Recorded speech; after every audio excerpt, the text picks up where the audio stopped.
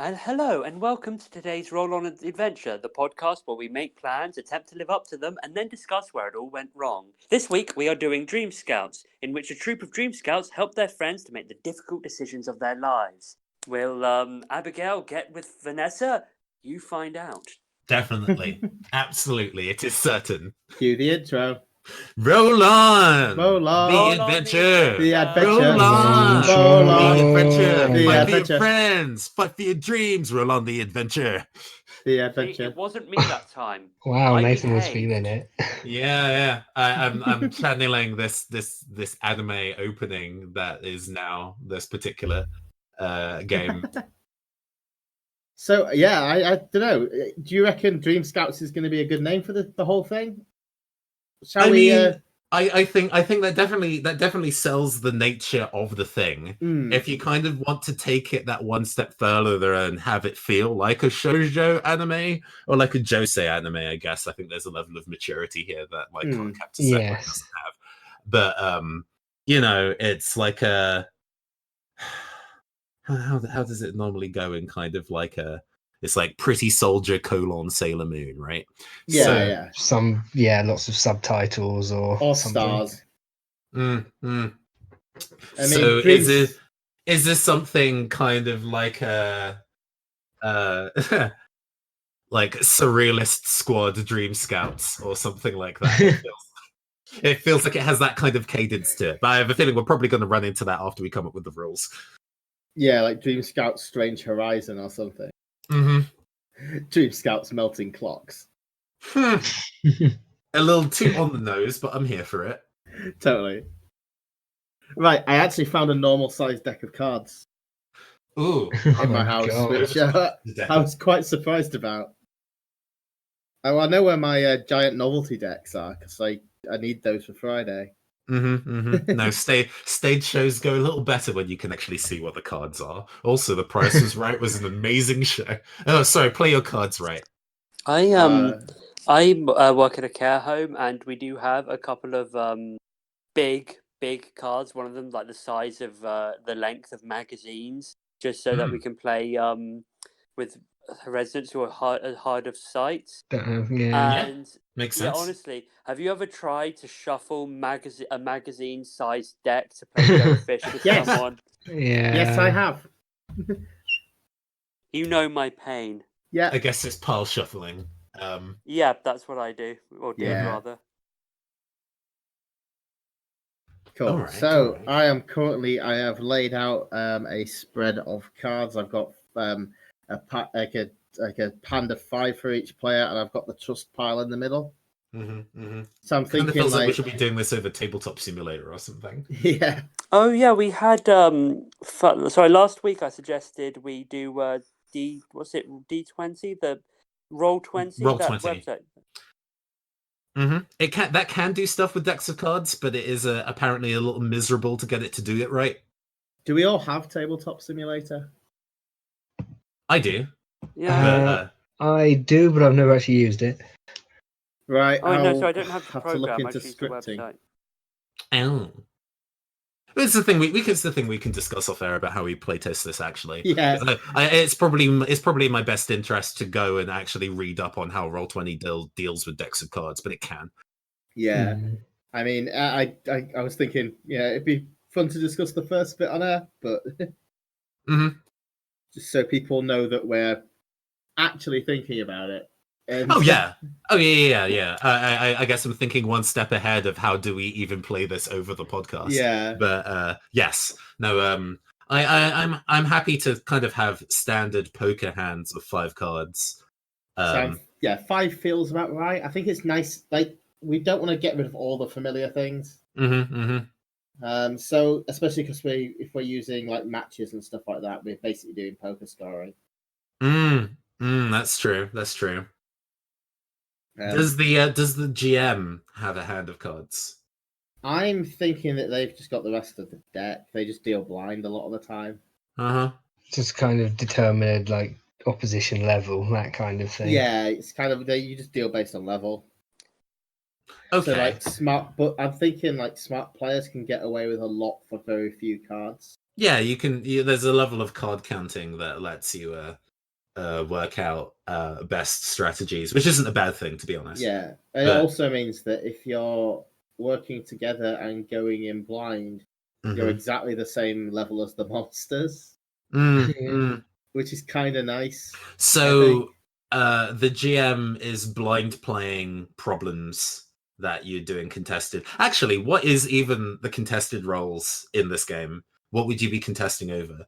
Okay, so we're contesting things like influencers. So like if someone is trying to influence our main character to do something else, and we're trying to convince them otherwise. Sorry, I mean also by convince, I mean like placing obstacles in their way is kind of convincing in this way almost. It's like convincing them to turn back. If like they see if they see like a wall topped with like lizard-headed like creatures, all waving spears, that's gonna kind of put them off, and that's kind of that's kind of like the same as like an intimidation roll almost.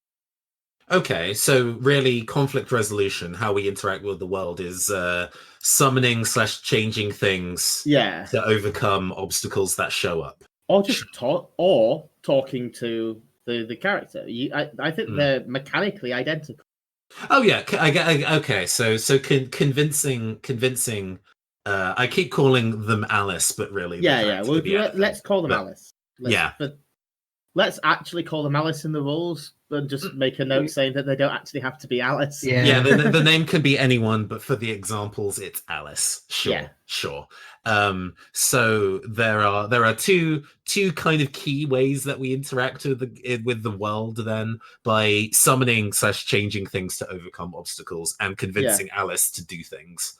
And basically, in all those examples, what is important is Alice is trusting us. Because the more Alice trusts us, the more powerful we are. And whether that's by convincing her that she can do something, whether that's by actually storming the barricades ourselves with our magic powers, or just shouting down the bad guy who's arguing against us. Like that's exactly the same thing. We are spending Alice's trust in us, which we've gained by following the dream logic of her world. And Alice's trust is physically represented as cards. Can we play Alice's trust then? Yes. Okay. So I guess we have our own power. That we have our own hand of cards that are locked until we follow some rules.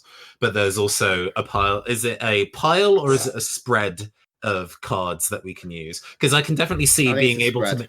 Yeah. Okay. Being able to complete hands using Alice's trust, and then obviously those cards are removed from Alice's trust. That makes sense. Yeah. So I think there always needs to be an ending. It's like, can you get to place X, right? That seems reasonable, especially if the place X is basically the metaphor for the decision that Alice has to do. So we have to do whatever the metaphor says. Well, we very explicitly don't have to do. We can't do it ourselves. We have to get Alice there. Yeah, it's something only she can do. I mean, she might defeat it with the power of friendship with us, but she's got to at least have a hand in it. Yeah. You're saying we can basically magically peer pressure her into doing stuff. I mean, that is entirely the point of the game. Yes. In a good way. Well, in a bad way, if you want to be that character, but yes. I suppose that means then that the mission statement, as it were, is open-ended of get Alice to confront the Queen, but what confronting is and what Alice does is what we're individually needling to do. Sure. I think so. I like that. And what that means in real life, we don't say at the very beginning. That's not in the first part of the episode. We sort of learn that when we start doing the once we've got to a little bit of a way in, then we have a side scene, and someone who has trust gets to try, or gets to talk about, what they think's going on. Does that make sense? It does. Sorry, I'm intermittently muting myself while I type up as we go. The reason that I'm saying someone, the person with the most trust, is because it gives incentive for people to do things. they trust gaining, having things hanging over them. And it also means that they're kind of angling to explain their secondary objective and make that make sense. When you say individual trust, because I know that the pool of trust is shared, and running out of trust. So if you ever hit 0 trust, that is a lose state. But then, what is personal trust? Then is that the number of rules you've bound yourself by, and therefore the number of cards you have face up? Sure. Yeah. Okay. And like when you finish off that thing, you can use the card or whatever, or you could. I've got an idea. So whether you spent that card or not, when you sort of close that rule, when you sort of pay forward that expectation. Oh, so right. So I'm sorry. I'm just going to sort of pull out an example. So I've bound myself to a rule, right? And I have pulled off rules of bridge. Let's go for a different card. We've got a 3 of what? It's always the first on the top of the pack. That was a good goof. I enjoyed that. Yeah, the good old bridge scoring table, the highest scoring card in any poker game. It's like the third Joker. It's great. But anyway, yeah. So I have the 3 of spades, right?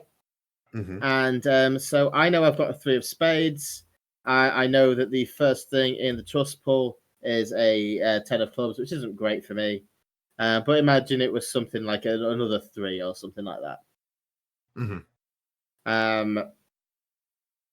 So what I'm going to do is, if I can play that 3 of spades, or I can finish up the other half of that expectation and discard that 3 of spades and draw another card. Okay. But if I've already played that 3 of spades, I don't get a new card back until I finish off the rule.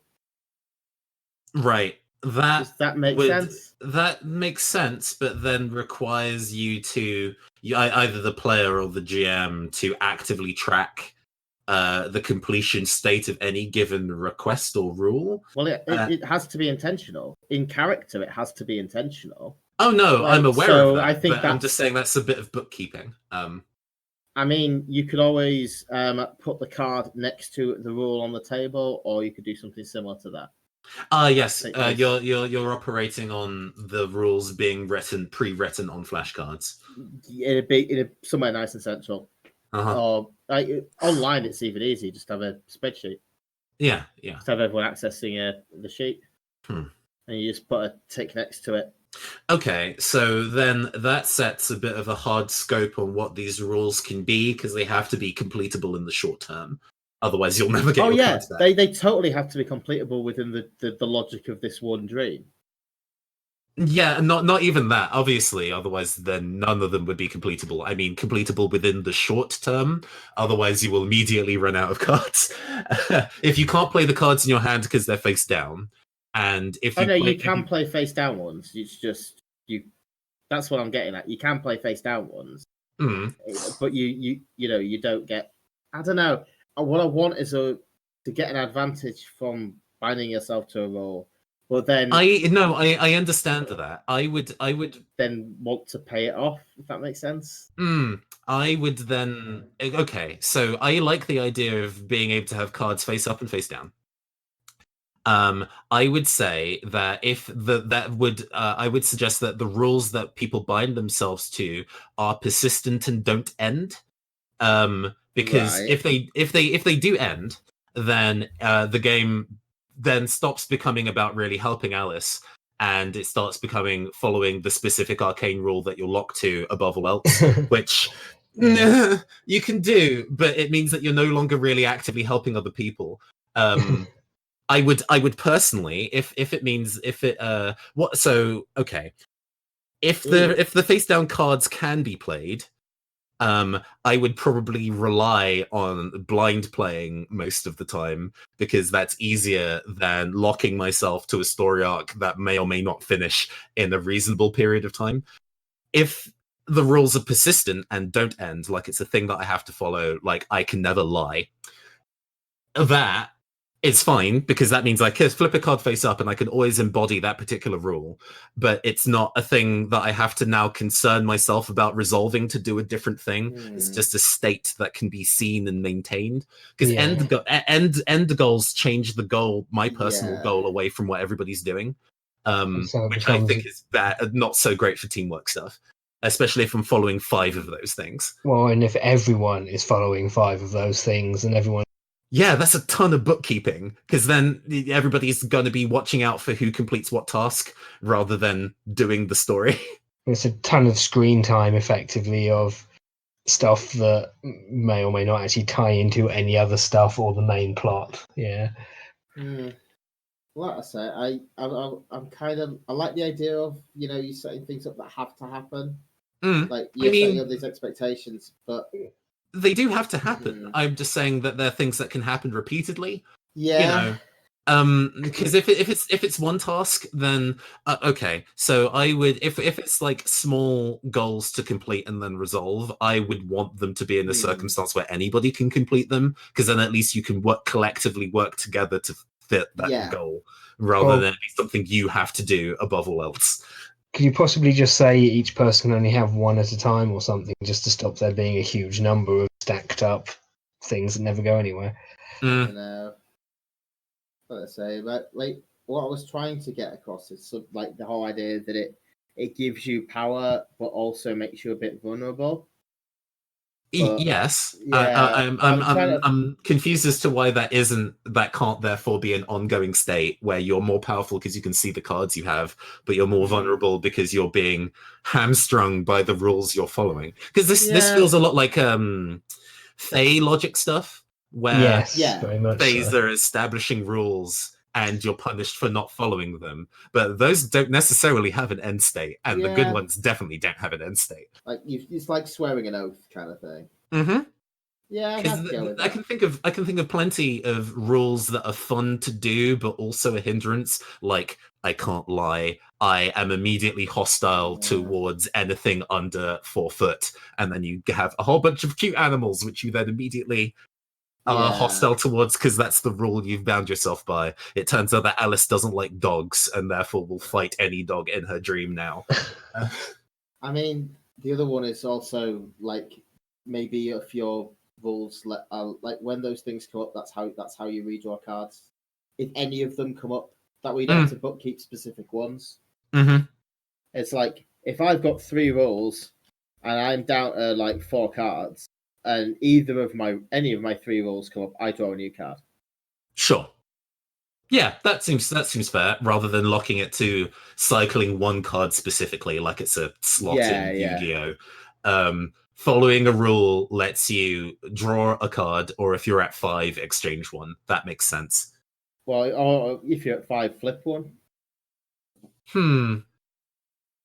Oh, I see. But then you can one rule and it being getting a bit boring. Yeah, no, I guess it's following a rule lets you exchange a card, but obviously for the same state, you can exchange your face down card if you want for another face down card if you're like that tricksy. But yeah, so I kind of like this. I think that kind of works. So you have a number of face up cards equal to the number of rules you bound yourself to. When a rule gets you into trouble, or when a rule gets you into trouble, you draw.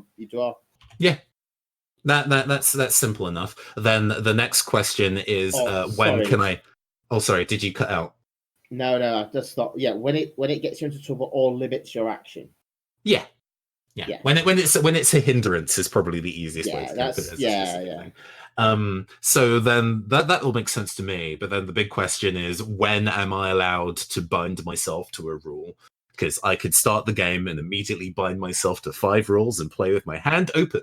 You have to make an action that sort of declares that rule, if you know what I mean. Declares is probably the wrong word.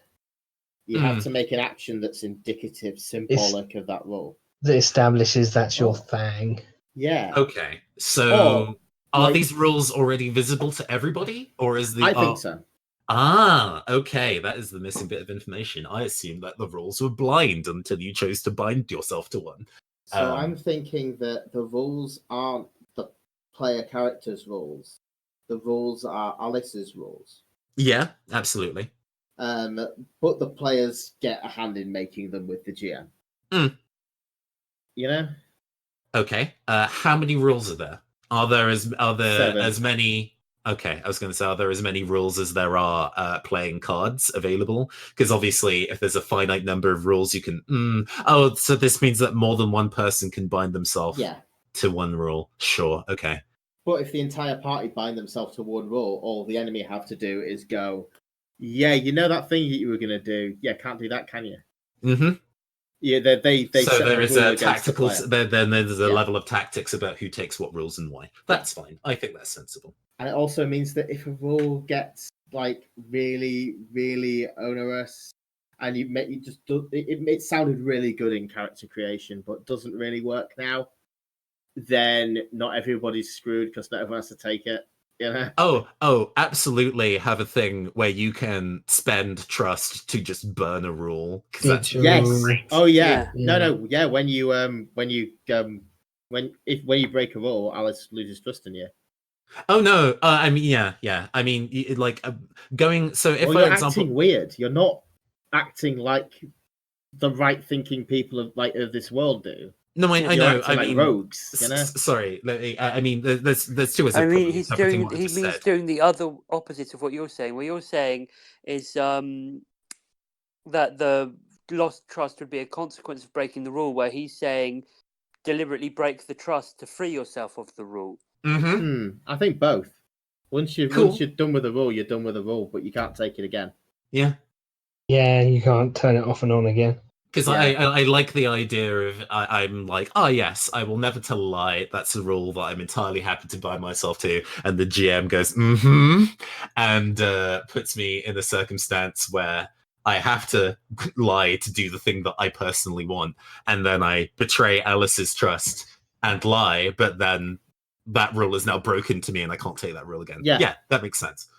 And also, Alice loses trust in you permanently. Just as we all have. How can I say I'm duplicitous? Go watch the previous arc. It was very good. Yeah, it was. Oh, yeah. So I'm thinking, how do you turn cards on the middle spread over? I'm thinking it's when you do cool things involving Alice. Or maybe even allow you to do some of it in the sort of out of character scene. Sorry, other character scenes, real world scenes. We need a proper name for those. I mean, depending on it's anime enough to call it like the dream space and the real space, and also make it pretty clear about which world you're in. Just call it the dreaming and the waking. See, that feels more like Western World of Darkness to me, but yes, they definitely do mean the same thing. Yeah, it makes me think of the game Dreamfall, where I think they had similar or the same titles for their dreaming world and waking world. I intentionally just don't like the term real world for this because it makes it seem less important. Yeah, like the other one's not. Yeah, where it's the opposite way around in this game. Plus, waking and dreaming, those have pop to them. It's like the waking. You can imagine an overpaid veteran actor saying them in a serious fashion that doesn't undermine the credibility of the story. The waking. I think you mean Great British National Treasure rather than overpaid actor. Anyway, so yeah, I'm thinking it's like when you do things that, like when you interact well with properly and well with Alice in interesting ways, the GM can turn over trust. It's effectively you're gonna have to trust the GM on this, I think. Okay, I was going to suggest an anti-system for building trust. When you do conflict, you can wager trust. Yeah, and then so up to probably a maximum of 2, 0, 1, or 2 points of trust. And then obviously if you fail your hand, then you burn 2 points of trust from Alice. But if you succeed, you gain 2 points of trust. So there's actually some risk reward in intentionally assisting. You can have the narrative thing of whenever Alice succeeds, she naturally gains trust, because then that means there's a flow in like an exponential increase of strength over the course of the narrative. but that might be quite samey. I don't know, because you can spend it to overcome challenges as well. So I think balancing the trust pool. I don't know if we need the anti-system. I don't know if that's too complicated. Okay. I think we could just when she succeeds at stuff, or you have a really good role play moment with Alice, you get a trust. Sure. A thing about the kind of like plot point and Benny systems like that in games is that maybe it's a flaw of me as a GM. Even though I love those kind of mechanics in games, I'm very bad at remembering when I'm supposed to give them out. Yeah. And I know a lot of people do a house rule where if everybody at the table thinks that that's worth a plot point or a Benny or whatever, it just is. Yeah, that might be appropriate for this. Because then it means that everybody in the table is agreement that the thing that just happened is cool, so it's very rarely a drawback. It also just gives more investment in actually listening rather than just tuning out because you're not doing anything. Cough, IQ points, cough. Yeah, IQ points are good because they're really good for training people. I think this type of thing is cool, so I give you XP for it. Make people into heroes. It's great. Yeah, I think we've got a good foundation there. Mm-hmm. So, character-wise, how do we distinguish characters from each other? I was thinking about this previously. So if all of us are mundane real people that can go into people's dreams, I kind of feel that one of the things about you, about your dream self, is that you manifest as a genre of thing. So not specifically I always appear as a white rabbit, but I always appear as rodents. I always appear as furniture. Okay. Yeah. Oh, I always appear and I'm always I'm always red. There's an archetype of the thing that you appear in. Yeah. And that can consistently change across the narrative, especially as you solve different problems. Yeah. While a radio might be pretty good for a social challenge, I might turn into a very springy chaise longue if there is a gap that needs to be cleared to spring Alice over to the other side. That kind of thing. And sometimes you're people, and sometimes you're not, and sometimes you're different people. Mm-hmm. Or at least there's handfuls of different fictions where characters in them are both human and not human at the same time. A lot of Anansi stuff is being an animal and also a person simultaneously, and people tend to not be able to tell the difference. Or you can become the difference when it matters. Like if you need to be a mysterious tidal wave, then you're a mysterious tidal wave. If you always appear as forces of weather, then appear as the tidal wave. But if you're if you're there to talk and appear as a person, you might turn up as some sort of storm avatar type thing. I really like that. It's so your character concept is basically a description and a I don't know, maybe like a personal rule that you try to follow.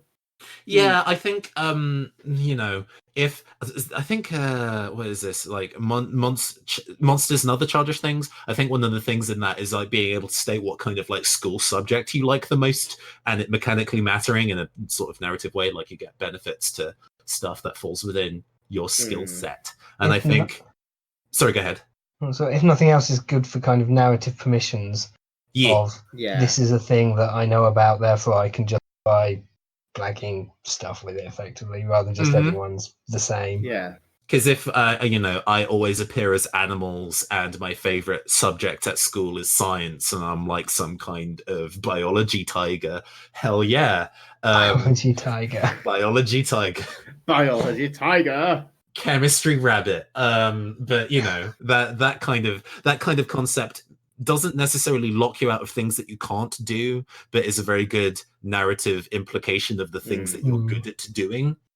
And helps establish the team's respective areas and specialties as well.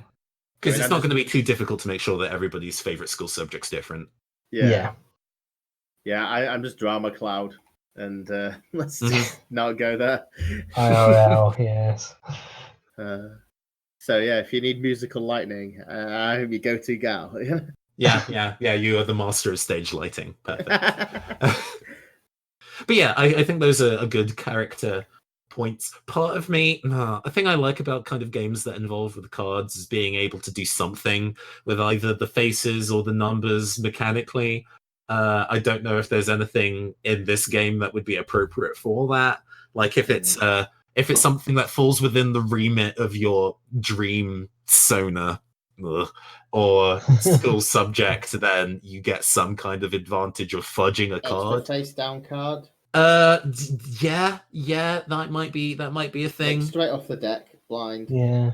Like, yeah, if it could be a buff, it could be useless. Mm-hmm. Those kind of things are cool to do when it turns out that everything available to you is actually garbage. You can just blind pick for greater reward, but also greater risk. It gives you an option. Yeah. It's something else you can do in circumstances. It's always going to be a bit limited just because it's one of the downsides of mechanically light games is it's hard to throw in much mechanical widgets because you've just not got much work to work with. Yeah, I mean, I've played a handful of games where you have an informed like talent or whatever, and that can affect things mechanically. In this, that could be as simple as when you do something that falls with appeals to your GM, falls within the remit of your skill set, you can fudge a card by a number, by like up or down one. Because if you're looking at a straight, but one of them is a 5 and you need it to be a 6.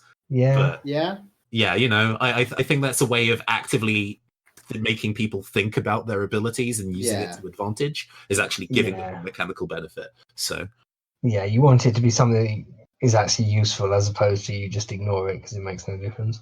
Yeah, as much as I do sometimes enjoy, you know, descriptive things with no mechanical weight, having some weight to them just makes them meatier, makes you really think about them. Yeah, it just encourages people to actually engage with those things. Yeah. Because I've definitely played games where there's a whole bunch of fluff that you can write, and then when you get into it, it's really easy to just forget that you wrote that. Yeah, it has no effect. It's like writing a 20-page D&D character backstory.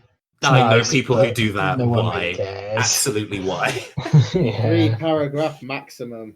I cap at 2 personally, but yep. I mean, for short games, it's 3 sentences. Oh, even better. Yeah. But yeah, 3 paragraphs is for campaigns. You write additional paragraphs as you learn things about your character. Like, duh. Yeah. Oh, yeah. What matters is what happens at the table. But anyway, my kind of suggestion is what you can appear as in your school subject gives you the ability to fudge a card by a number when you're making a play. Yeah, I like that. Cool. So that's your theme and your subject? Yeah. Because then you can think of creative things to turn into, and you're not just like a sofa the entire time. Adventures of the Sofa. I mean, I could do that. If we've got a lazy Alice, it's going to be the easiest way to get her anywhere. just carry me to the Queen, please. You'll lose trust in me if you don't. So, enemy minions. I like the idea that the enemy minions like have themes like yours. They're not necessarily people like you. Or the idea is they might be people you don't know. Yeah. I think we should definitely never explain that. Well, we should never say if it is or not. But they have a similar pair of things, and they get the that they tend to do. And because all their cards are face down, it might just be that's all they do, or it's like a weird crapshoot in terms of what they do. They're either hyper competent or entirely useless. Sure.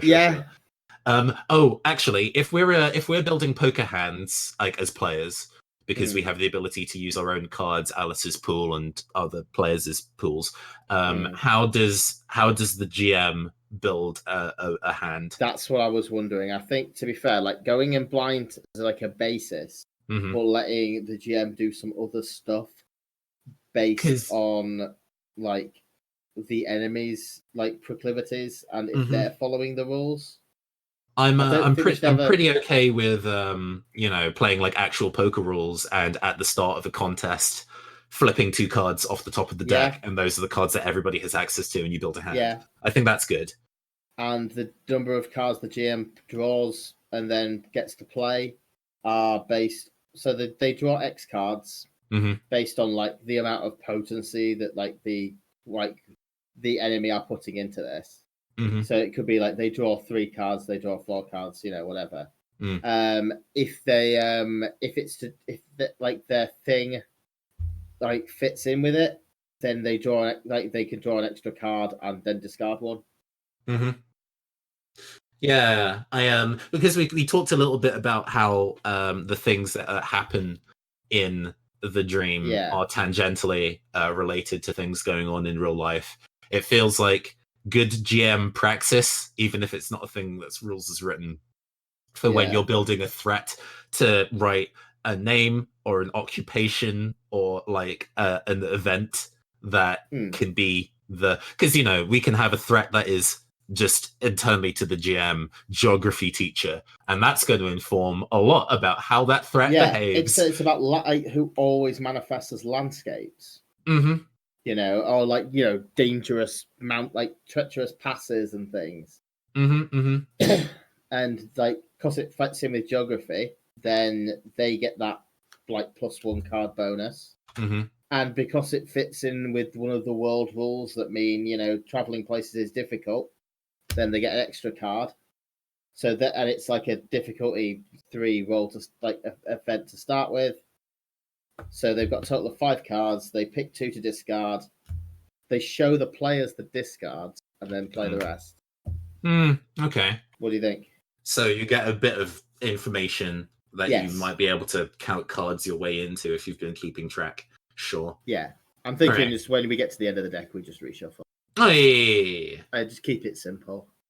Yeah, no, that's easy enough to do. That is a related thought about actually the real world scenes. It kind of feels to me that this game, and maybe just to also kind of keep it to a length that we can functionally do on air, is like 3 dream scenes long. And those scenes can have multiple plays in them, but they're like 3, barriers on the way to the end goal. And after the resolution of each scene, we then have the brief real world scene. Yeah. And at that point, the GM also has a concept of what that real world scene is going to be about because they know the threats that have appeared just before it. Yeah. That's cool. Because that gives it some pacing and establishes when these real world scenes are going to occur. So we get rid of a threat, which can be a multi-stage process. Then we have a real world scene. We turn over a trust card, generally. Then we, I think the main reason to turn over a trust card is to reward players for engaging heavily in the dream scene. So it's like if you can explain how you got to the bottom of something, you get the card. The GM should be generous, but it shouldn't be free. Does that make sense? I think that's a standard piece of nice progression in that you always gain trust as you proceed, even if you might be operating at a deficit because you've been greedy with spending Alice's trust.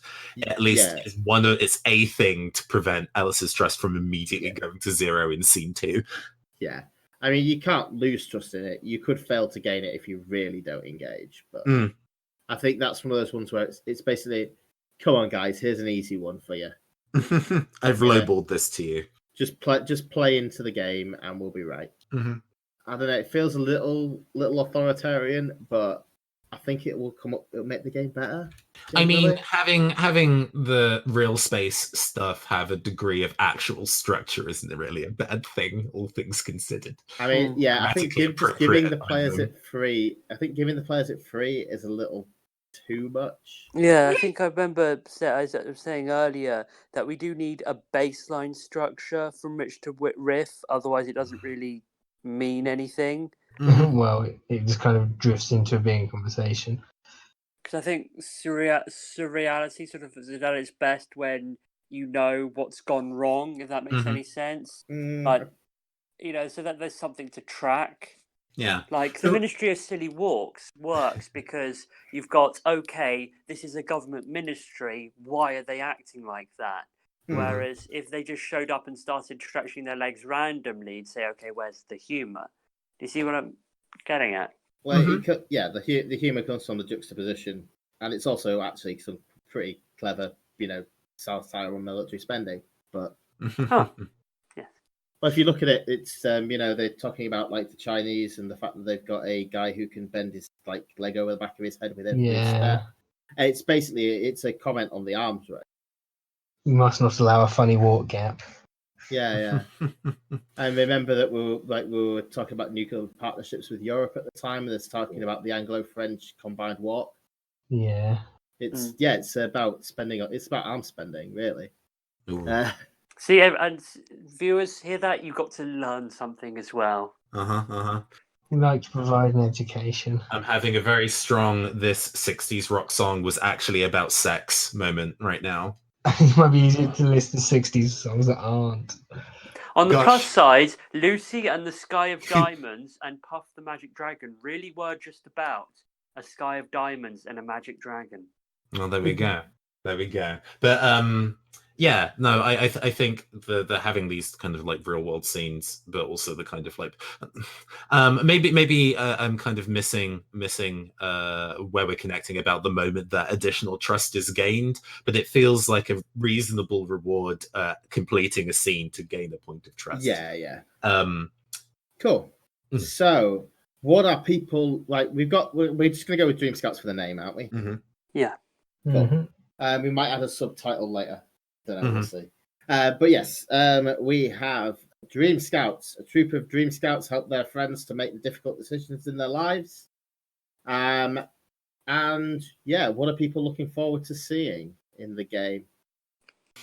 I think our characters. I kind of want to, because I've been throughout this, I've been sort of vocally leaning extra hard into the role playing aspect. Yeah. So that's the part I'm most invested in this time. So you're looking forward to playing a variety of weird and characterettes. Yes, and also seeing what character roles everyone else comes up with. Cool. Funnily enough, I'm looking forward to RPing the actual high school scenes. Yeah, because it means that we can draw up all the elements that have previously been established and turn them into something concrete. I think is an interesting RP challenge, and also means that we have the ability to reveal the drama that's really going on at the high school, which is actually the interesting oh shit moment. Yeah, awesome, Chris. Seeing what surreal, consistent inconsistencies we make up in the dream world. Continually changing forms and so forth of how that's gonna hopefully feed together of kind of good thematics, even if it's a bit of a crazy visualization of what's actually happening. Like, I am waiting for like a seemingly innocuous rule to kick the ass of player and villain alike. Grappling rules. Wait. Villains can also have to adhere to the rules? Hold up. Interesting. Well, yeah, because they're meant to maintain the status quo, aren't they? I think I think they should get bonuses for playing into them and negatives for playing away from them. Okay, so does this mean that the players get to call the villains out on breaking rules? Because that's great. Hell yeah. Okay. But they have to do it in character. I mean, yeah. Alice has to be made aware of it. Yeah, absolutely. I'm just glad that is a thing. Okay. Yeah, in character. I love that. Cool. So, the last thing we need to do before we sign off is who's going to be running next episode? Well, you are very eager to GM a game, so I am more than happy to let you do the first one. I will take this one then. Nice one. Oh, so I do the sign off. Okay. I was like prepped to land over to someone else then. So, join us next time on Roll on the Adventure when we're going to be playing Dream Scouts. Bye. Bye. Also, this show is absolutely called Dream Scouts: High School Nightmare.